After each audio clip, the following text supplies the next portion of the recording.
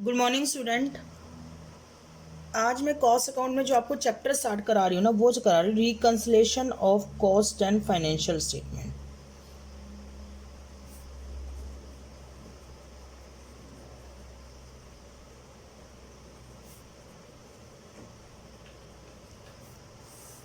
Cost account जो अभी आप पढ़ रहे हो और फाइनेंशियल अकाउंट मतलब जो आप बचपन से पढ़ते आए हो, उन दोनों के प्रॉफिट को रिकंसाइल करना इस चैप्टर में हम पढ़ेंगे।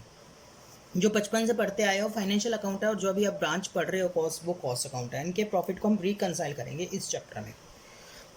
अच्छा, देखिए, अगर आपको याद हो कॉस्ट अकाउंट और फाइनेंशियल अकाउंट का प्रॉफिट कैसे निकालते थे। फाइनेंशियल अकाउंट का प्रॉफिट हम निकालते थे trading and profit and loss account बना के, ट्रेडिंग एंड पीएनएल बना के। और कॉस्ट का प्रॉफिट हम कैसे निकालते हैं। कॉस्ट का प्रॉफिट, ये फाइनेंशियल अकाउंट का प्रॉफिट निकलता था टू नेट प्रॉफिट, निकलता था ना net profit, right, trading and PNL बना के।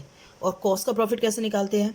कॉस्ट का प्रॉफिट हम कॉस्ट शीट बनाते हैं, जिसमें हम पहले डायरेक्ट मटेरियल ले लेते हैं, डायरेक्ट लेबर ले लेते हैं, डायरेक्ट एक्सपेंसेस ले लेते हैं, प्राइम कॉस्ट आती है, फैक्ट्री ओवरहेड ऐड करते हैं, फैक्ट्री कॉस्ट आती है, फिर ऑफिस ओवरहेड ऐड करते हैं, ऑफिस कॉस्ट आती है, फिर सेलिंग ओवरहेड ऐड करते हैं, कॉस्ट ऑफ सेल्स आती है, फिर हम प्रॉफिट ऐड करते हैं तो हमारी सेल्स आती है। कॉस्ट शीट सिखाई थी ना, ये कॉस्ट का प्रॉफिट हम कॉस्ट शीट से निकालते हैं और फाइनेंशियल का प्रॉफिट हम ट्रेडिंग एंड पीएनएल बना के बताते हैं। अच्छा, इसमें भी ऐसे ही डालते हैं, डायरेक्ट मटेरियल डेबिट में डाल देते हैं, दिख रहा है, डायरेक्ट लेबर भी डेबिट में डाल देते हैं, डायरेक्ट एक्सपेंसेस भी डेबिट में डाल देते हैं, फैक्ट्री ओवरहेड भी डेबिट में डाल देते हैं, फैक्ट्री के ओवरहेड मतलब फैक्ट्री के खर्चे, फैक्ट्री का रेंट, ऑफिस ओवरहेड भी डेबिट में डाल देते हैं, सेलिंग ओवरहेड भी डेबिट में डाल देते हैं, और सेल्स हम किस साइड में डाल देते हैं, क्रेडिट में। तो जो निकल के आता है वो क्या निकल के आता है, बैलेंसिंग फिगर, नेट प्रॉफिट। समझे कि नहीं समझे, मेरी बात सुनो।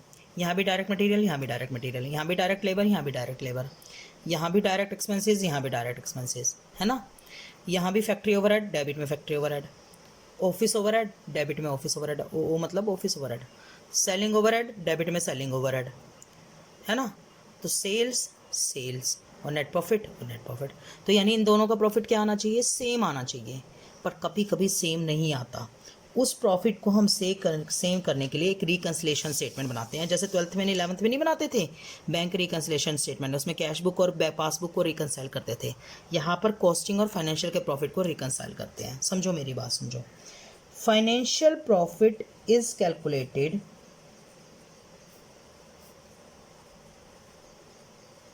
बाय ट्रेडिंग एंड पीएनएल, है ना। कॉस्ट प्रॉफिट या फाइनेंशियल स्टेटमेंट कहते हैं इसे।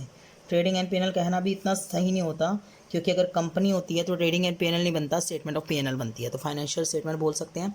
Financial profit is calculated by trading and PNL and cost profit is calculated by cost sheet. But in some cases, financial profit is different.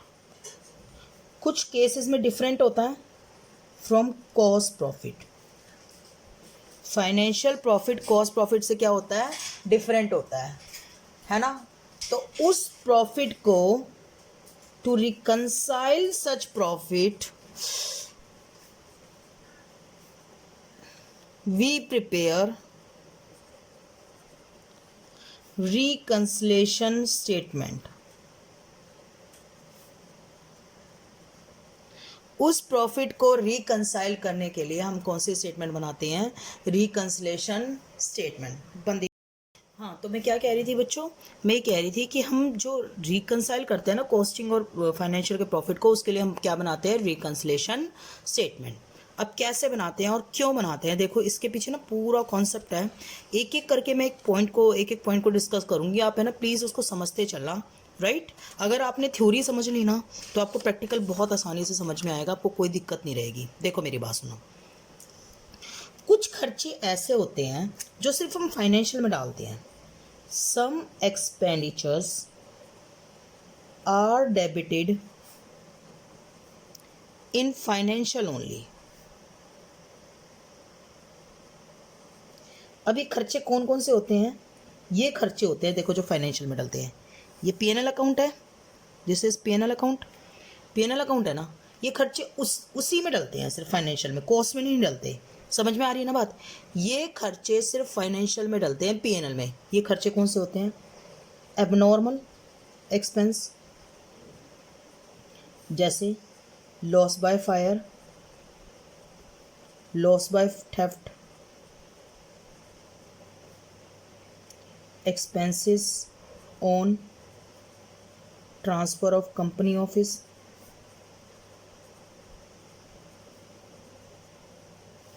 है ना। और क्या हो सकते हैं बताओ, पेनल्टी एंड फाइन्स,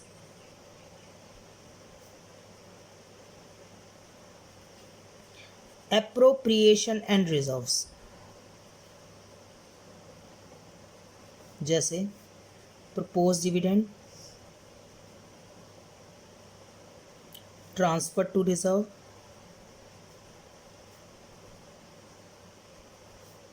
प्रोविजंस, जैसे provision for debt bad debts, non operating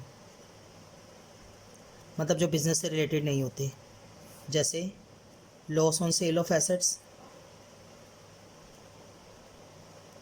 goodwill written off,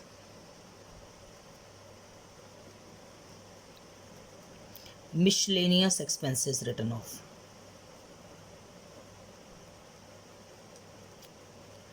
अब ये खर्चे सिर्फ किस में डले हैं, पीएनएल में डले हैं, मतलब फाइनेंशियल में डले हैं, फाइनेंशियल अकाउंट में डले हैं ना। ये पहला खर्चा, ये दूसरा खर्चा, ये तीसरा खर्चा और ये चौथा खर्चा। क्यों डले हैं ये सारे खर्चे फाइनेंशियल में, क्योंकि कस्टमर इनके पैसे नहीं देता। लॉस ऑन वाईफाई थेफ्ट के पैसे नहीं देगा, कंपनी ऑफिस ट्रांसफर करोगे उसके पैसे नहीं देगा, पेनल्टी और फाइन के पैसे नहीं देगा, है ना, प्रोविजंस के पैसे नहीं देगा, प्रपोज डिविडेंड के पैसे नहीं देगा, ट्रांसफर टू रिजर्व के पैसे नहीं देगा, तो गुडविल रिटर्न ऑफ के पैसे नहीं देगा, मिसलेनियस एक्सपेंसेस रिटर्न ऑफ के पैसे नहीं देगा, loss on sale of asset के पैसे नहीं देगा। तो कस्टमर इनके पैसे नहीं देता, तो ये कॉस्ट में कभी नहीं डलते, ये सिर्फ में किस में डलते हैं, फाइनेंशियल में। अब इन खर्चों के कारण क्या होगा बताओ, ये रीज़न नंबर 1 है, ये फर्स्ट रीज़न है ना, ये फर्स्ट रीज़न है। मैं हेडिंग डाल देती हूँ, बोलो बात समझ में आ रही है ना। अब इन खर्चों के कारण क्या होगा बताओ, ड्यू टू अबव एक्सपेंडिचर। अब ये खर्चे फाइनेंशियल में डले हैं, फाइनेंशियल का प्रॉफिट लोअर होगा, किससे लोअर होगा, कॉस्टिंग प्रॉफिट से, है ना। दिस इज रीजन नंबर 1, मैं हेडिंग डाल देती हूँ, रीजन 1, राइट। इन खर्चों के कारण फाइनेंशियल का प्रॉफिट हमेशा कॉस्टिंग प्रॉफिट से क्या होगा, कम होगा, बोलो ठीक है। तो अब एक बताओ, कॉस्ट का प्रॉफिट ज़्यादा है, फाइनेंशियल का प्रॉफिट कम है, तो अगर हमें कॉस्ट का प्रॉफिट दिया है क्वेश्चन में, तो हमें ये सारे खर्चे क्या करने पड़ेंगे, ऑल अबव एक्सपेंसेस माइनस करने पड़ेंगे, तो हमारे पास फाइनेंशियल का प्रॉफिट आ जाएगा। बोलो बात समझ में आ रही है या नहीं आ रही है, क्योंकि कॉस्ट का प्रॉफिट ज़्यादा है, तो कॉस्ट के प्रॉफिट में से ये सारे खर्चे, मतलब कॉस्ट के प्रॉफिट में से loss by fire, loss by theft, ये सारे खर्चे क्या कर दो, माइनस कर दो, ये सारे खर्चे क्या कर दो, माइनस, तो फाइनेंशियल का प्रॉफिट आ जाएगा। और अगर हमें क्वेश्चन में फाइनेंशियल का प्रॉफिट दिया है, तो फाइनेंशियल का प्रॉफिट कम है ना, तो ये सारे खर्चे ऑल अबव एक्सपेंसेस क्या कर दो, ऐड कर दो। यहाँ पे माइनस करना है, यहाँ पे ऐड करना है, तो हमारे पास कौन सा प्रॉफिट आ जाएगा, कॉस्टिंग का प्रॉफिट आ जाएगा। सिंपल सी बात है बच्चों, रट्टा लगा लो इन सारे खर्चों का, इन सारे खर्चों को अगर कॉस्टिंग प्रॉफिट में से माइनस कर देते हैं तो फाइनेंशियल का प्रॉफिट आ जाता है, और इन सारे खर्चों को फाइनेंशियल प्रॉफिट में ऐड कर देते हैं, है ना, तो हमारे पास क्या आ जाता है, कॉस्टिंग प्रॉफिट आ जाता है। समझ में आ रही है बात या नहीं आ रही है? देखो मेरी बात सुनो दोबारा, ये सारे खर्चे किस में डेबिट है, फाइनेंशियल में। जब भी कुछ चीज़ डेबिट होते हैं तो प्रॉफिट कम हो जाता है। फाइनेंशियल में डेबिट है तो फाइनेंशियल का प्रॉफिट कम हो गया होगा, कॉस्टिंग का प्रॉफिट ज़्यादा है। तो अगर हमें फाइनेंशियल का प्रॉफिट निकालना है तो कॉस्टिंग का प्रॉफिट ज़्यादा है, कॉस्टिंग का प्रॉफिट में से माइनस कर दो तो आ जाएगा, और अगर कॉस्टिंग का प्रॉफिट निकालना है तो फाइनेंशियल का प्रॉफिट कम है, उसमें ऐड कर दो। समझ में आ रही है बात या नहीं है? ये सारी सिंपल सी बात है। ये सारी चीज़ें, इसका रिजल्ट क्या होगा, ये सारी चीज़ें, all these expenses less in, किसमें से लेस होता है, कॉस्ट प्रॉफिट में से, to get financial profit,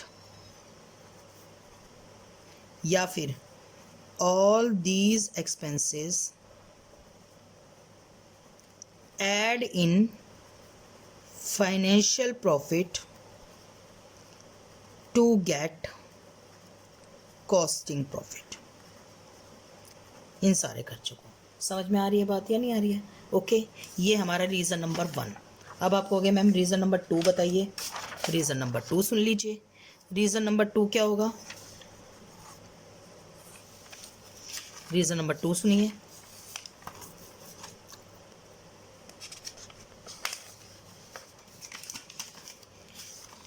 reason number 2, कुछ इनकम ऐसी होती है जो फाइनेंशियल में क्रेडिट होती है। Some income are credited in financial only. क्यों बच्चों?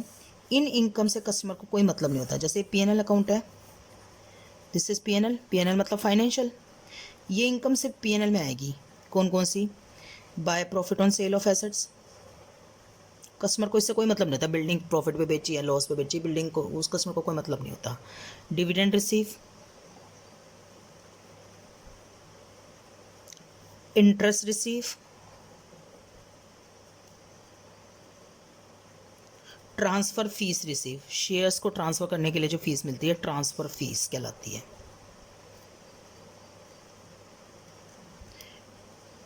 Insurance claim. बोलो बात समझ में आ रही है ना? ये सारी इनकम फाइनेंशियल में प्रॉफिट में, फाइनेंशियल में क्रेडिट है। तो फाइनेंशियल में क्रेडिट है तो फाइनेंशियल का प्रॉफिट क्या होगा, ज़्यादा, क्योंकि ये फाइनेंशियल के क्रेडिट साइड में आई है। ये ट्रेडिंग एंड पीएनएल है ना, ये ट्रेडिंग एंड पीएनएल है ना, तो ये इनकम किसके क्रेडिट साइड में आई है बताओ? फाइनेंशियल के क्रेडिट साइड में आई है। समझ में आ रही है बात या नहीं आ रही है? और फाइनेंशियल के जब क्रेडिट साइड में आते हैं तो फाइनेंशियल का प्रॉफिट ज़्यादा होगा। तो due to above income, financial profit ज़्यादा होगा किससे? कॉस्टिंग प्रॉफिट से। अब चूंकि फाइनेंशियल प्रॉफिट ज़्यादा है तो हम फाइनेंशियल प्रॉफिट में से अगर ये सारी income, all the above income minus कर दें तो हमें कॉस्ट का प्रॉफिट मिल जाएगा। और अगर, क्योंकि फाइनेंशियल का प्रॉफिट ज़्यादा है तो फाइनेंशियल प्रॉफिट में से माइनस करनी पड़ेगी, और अगर कॉस्टिंग प्रॉफिट में ये सारी income, all above income add कर दें तो हमें फाइनेंशियल का प्रॉफिट मिल जाएगा। समझो मेरी बात, समझो। ये सारी इनकम किस में डली हुई है? फाइनेंशियल में। तो फाइनेंशियल का प्रॉफिट ज़्यादा है तो फाइनेंशियल के प्रॉफिट में से क्या की जाती है? Less in financial profit to get costing profit. और फाइनेंशियल का प्रॉफिट ज़्यादा है ना, तो ऐड की जाती है कॉस्टिंग प्रॉफिट में से टू गेट फाइनेंशियल प्रॉफिट। ये बात समझ में आई कि नहीं आई? बिल्कुल आ गई होगी, समझ में आ रही है ना? तो ये था हमारा reason number 2। Reason number 2 clear हो गई बात? कोई डाउट? यहाँ 2 रीज़न आपको समझ में आ गए? फाइन, आ गए होंगे, है ना? अगला रीज़न सुनिए।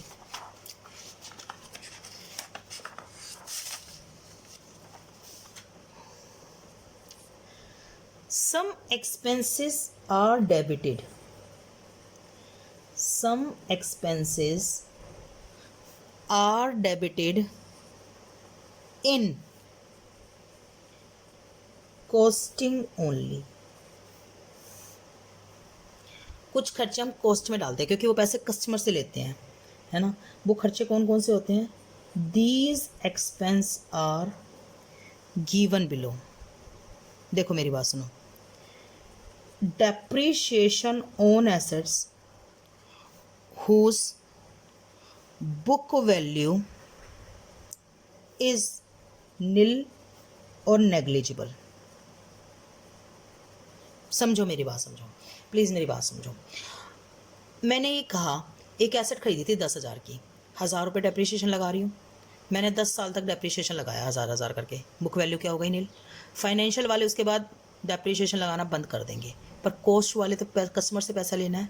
ऐसा तो नहीं होगा कि वो पहले 10 साल का डेप्रीशिएशन का पैसा लेंगे कस्टमर से और 11वें साल मना कर देंगे। प्राइस के प्रोडक्ट का प्राइस तो कम नहीं करेंगे ना, तो कस्टमर से डेप्रीशिएशन का पैसा लेते रहेंगे और डेप्रीशिएशन का पैसा लेते रहेंगे तो डेप्रीशिएशन का खर्चा कॉस्ट में भी डालेंगे। मैं दोबारा रिपीट करती हूँ, एक चीज़ मैंने 10,000 की खरीदी, मैंने 1,000 रुपये डेप्रीशिएशन लगाना शुरू कर दिया, कॉस्ट में भी फाइनेंशियल में भी। लेट्स सपोज करो कॉस्ट में भी 1,000 रुपये डेप्रीशिएशन लगा रही हूँ, फाइनेंशियल में भी लगा रही हूँ। 10 साल जब मैं 1,000 करके 10,000 रुपये डेप्रीशिएशन लगा चुकी हूँ फाइनेंशियल में, तो फिर इनकम टैक्स वाले फाइनेंशियल में फिर आगे डेप्रीशिएशन नहीं लगाने देंगे। कहेंगे बुक वैल्यू तो नील ही कर दिया आपने भाई, एसेट बेशक चल रही है, एसेट 10 साल बाद भी चल सकती है, पर उसकी बुक वैल्यू तो नील हो गई। एसी है, जैसे एसी 30,000 का खरीदा है ना, 10,000 डेप्रीशिएशन लगा रहे हैं, तो जब हम 10,000 डेप्रीशिएशन लगा रहे हैं तो 3 साल में उसकी बुक वैल्यू तो नील हो गई, पर 3 साल में एसी थोड़ी ना ख़राब होता है ना। समझ में आ रही है ना, 3 साल बाद भी वो चलता ही रहता है, राइट। तो आपने डेप्रीशिएशन लगा के 10,000 करके 30,000 रुपये उसको पूरा डेप्रीशिएट कर दिया, उसकी बुक वैल्यू को नील बना दिया। और जब आपने उसकी बुक वैल्यू को नील बना दिया तो फाइनेंशियल वाले आगे डेप्रीशिएशन लगाने नहीं देंगे, कहेंगे 10,000 करके 3 साल लगा चुके हो आप लोग, आगे नहीं लगाना डेप्रीशिएशन। लेकिन कॉस्ट वालों को तो पैसा कस्टमर से चार्ज करना है डेप्रीशिएशन का। ऐसा तो होगा नहीं कि पहले 3 साल वो कस्टमर से चार्ज करेंगे और चौथे साल कस्टमर से डेप्रीशिएशन का पैसा चार्ज नहीं करेंगे। प्रोडक्ट के प्राइस तो कम नहीं करते ना वो लोग, समझ में आ रही है ना। कॉस्ट वाले किस लिए कैलकुलेट करते हैं? प्रोडक्ट के प्राइस को कैलकुलेट करने के लिए, तो वो डेप्रीशिएशन लगाते रहते हैं चाहे बुक वैल्यू नील हो जाए। समझ में आ रही है बात या नहीं आ रही है? फिर अगला, imputed rent of own building, अपनी ही बिल्डिंग का किराया, क्योंकि कॉस्ट वालों को कस्टमर से पैसा लेना होता है तो अपनी बिल्डिंग का किराया लेते हैं वो। या इम्प्यूटेड इंटरेस्ट ऑन कैपिटल, अपनी कैपिटल का ब्याज, ये भी फाइनेंशियल में डलता नहीं मैम, हमने तो फाइनल उसमें तो सीखा है पार्टनरशिप में इंटरेस्ट ऑन कैपिटल तो डलता है पीएनएल अकाउंट में। वो तब डलता है जब पार्टनर को वाकई में इंटरेस्ट ऑन कैपिटल दिया जाता है, मतलब ना दे तब नहीं डलता फाइनेंशियल में। लेकिन कॉस्ट में तो चाहे इंटरेस्ट ऑन कैपिटल दे या ना दे, डलता ही डलता है। सुनो मेरी बात सुनो, रेंट और इंटरेस्ट ऑन कैपिटल फाइनेंशियल में तभी डलता है जब रेंट वाकई में दिया जाता है या इंटरेस्ट ऑन कैपिटल वाकई में दिया जाता है। लेकिन कॉस्ट में डलता ही डलता है, चाहे आप उसे ओनर को पे करो या नहीं करो, क्योंकि आपको पैसा किससे लेना है? कस्टमर से। तो कस्टमर से बिल्डिंग का रेंट भी लेंगे चाहे आपने पे किया है या नहीं किया है, और इंटरेस्ट ऑन कैपिटल भी लेंगे चाहे आपने पे किया है या नहीं किया है। तो ये तीनों खर्चे कॉस्ट में डलते हैं। तो अभी इन खर्चों के कारण क्या होगा? ड्यू टू अबव एक्सपेंसेस, इन एक्सपेंसेस के कारण कॉस्टिंग प्रॉफिट लोअर होगा। किससे लोअर होगा? फाइनेंशियल प्रॉफिट से, है ना। तो अब हम क्या करेंगे, चूंकि कॉस्ट का प्रॉफिट कम है तो हम कॉस्ट के प्रॉफिट में ही सारे खर्चे ऐड कर देंगे। हम कॉस्ट के प्रॉफिट में ये सारे खर्चे ऐड कर देंगे। ये हमारा रीज़न नंबर क्या था? 3, है ना। ओके, रीज़न नंबर 3 था कॉस्ट के प्रॉफिट में ये सारे खर्चे ऑल अबव एक्सपेंसेस हम ऐड कर देंगे, है ना, टू गेट फाइनेंशियल प्रॉफिट। और अगर हमें फाइनेंशियल का प्रॉफिट दिया है, अगर हमें फाइनेंशियल का प्रॉफिट दिया है तो ये सारे खर्चे ऑल अबव एक्सपेंसेस माइनस कर देंगे, माइनस ब्रैकेट में लिखा जाता है ना, टू गेट कॉस्टिंग प्रॉफिट। समझो मेरी बात सुनो, ये सारे खर्चे कॉस्ट में डाले हुए हैं। अगर ये सारे खर्चे कॉस्ट में डाले हुए हैं तो कॉस्ट का प्रॉफिट कम है, फाइनेंशियल का प्रॉफिट ज़्यादा है, तो फाइनेंशियल के प्रॉफिट में से माइनस कर दो या कॉस्ट के प्रॉफिट में ऐड कर दो। कॉस्ट का प्रॉफिट दिया है तो उसमें ऐड कर देना, फाइनेंशियल का प्रॉफिट दिया तो उसमें से माइनस कर देना ये सारे खर्चों को।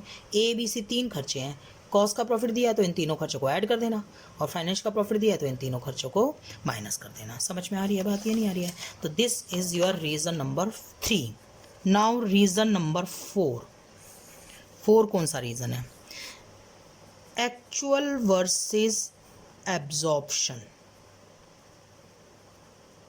देखो हमारे खर्चे ना 2 तरीके के होते हैं, वेरिएबल और फिक्स। वेरिएबल खर्चे होते हैं जो वेरी करते हैं एज पर प्रोडक्शन, प्रोडक्शन के अकॉर्डिंग वेरी करते हैं। जैसे मटेरियल, जितना ज़्यादा प्रोडक्शन करोगे उतना ही ज़्यादा मटेरियल लगेगा, और लेबर, जितना ज़्यादा प्रोडक्शन करोगे उतना ही ज़्यादा लेबर लगेगा।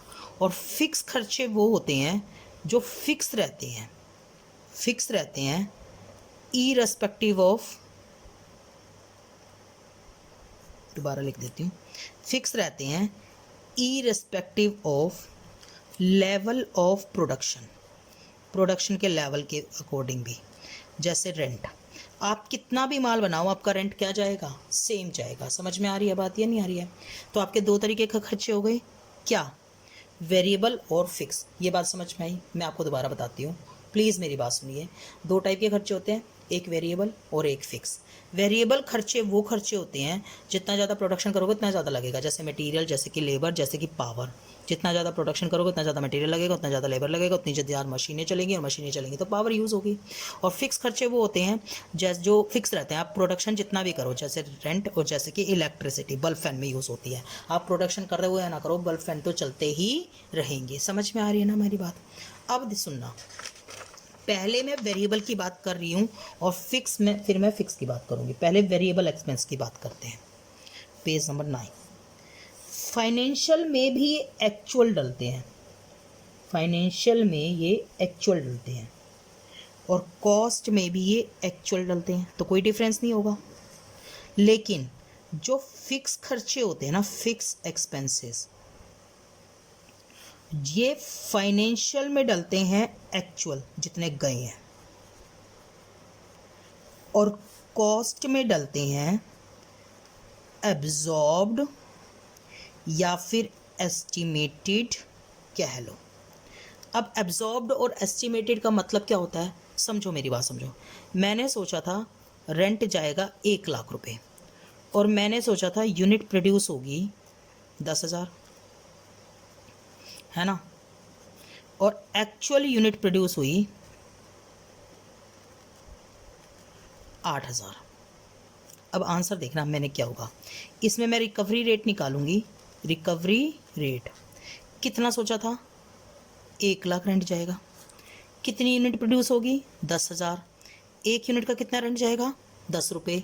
और मेरा रेंट जो मैंने डाला, रेंट डाला इन कॉस्ट, मेरी यूनिट कितनी प्रोड्यूस हुई? 8,000।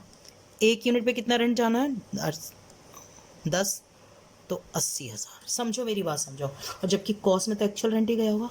कितना रेंट डाला होगा कॉस्ट में, फाइनेंशियल में, सॉरी, 1 लाख। समझो मेरी बात सुनो। मैंने एक बिल्डिंग किराए पे ली। कितने किराए पे ली? 1 लाख रुपए। मैंने लैंडलॉर्ड से पूछा कितना किराया है। लैंडलॉर्ड ने कहा मैडम 1 लाख रुपए। मैंने कहा ठीक है, 1 लाख में मामला डन। तो मैंने फाइनेंशियल में 1 लाख रुपए डाल दिए पीएनएल अकाउंट के डेबिट साइड में, क्योंकि जितना किराया डाल जाता है आप पीएनएल अकाउंट के डेबिट साइड में डाल देते हो। आपने रेंट 1 लाख रुपए डाल दिया, है ना। अब आ गई बात की कॉस्ट की। अब कॉस्ट में 1 लाख नहीं डालते, कॉस्ट में मैं साल में अंदाज़ा लगा देती हूँ कि मेरा रेंट जाएगा 1 लाख रुपए।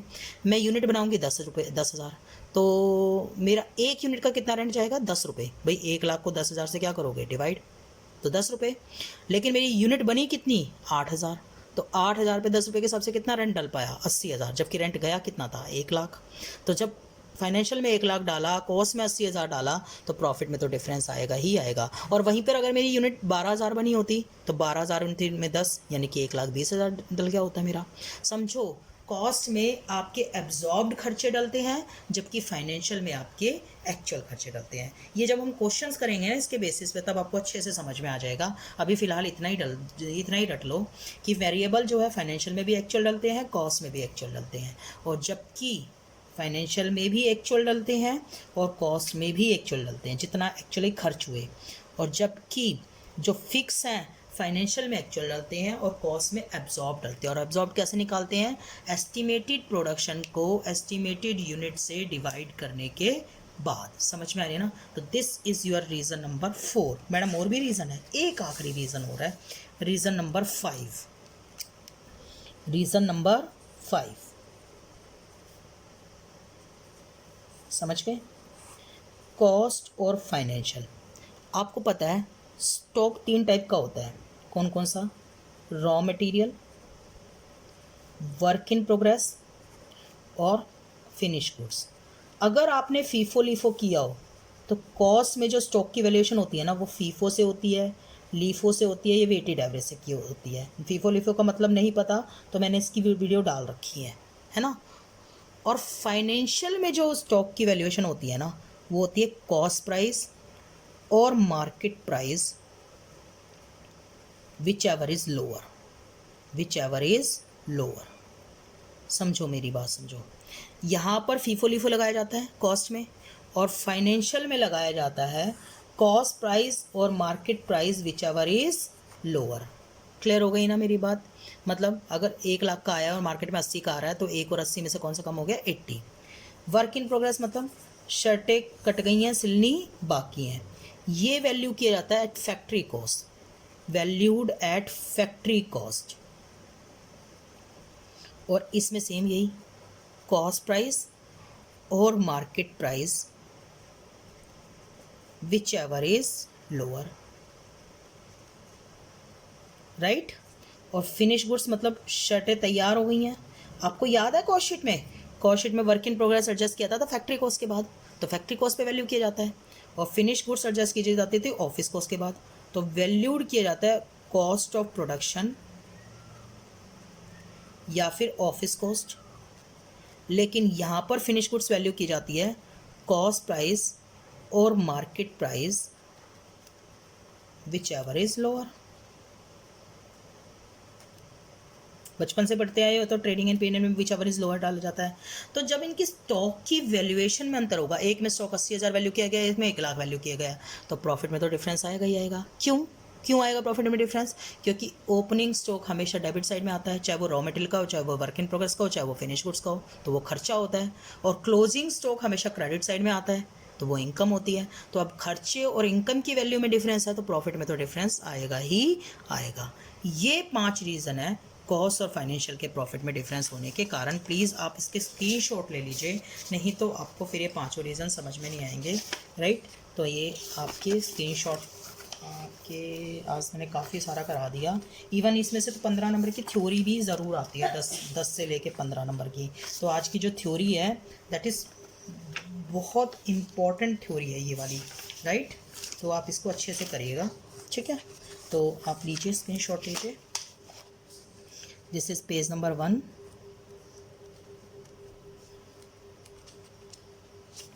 page number 2, page number 3, page number 4, page number 5, page number 6, page number 7, page number 8, page number 9 and page number 10. Thank you so much.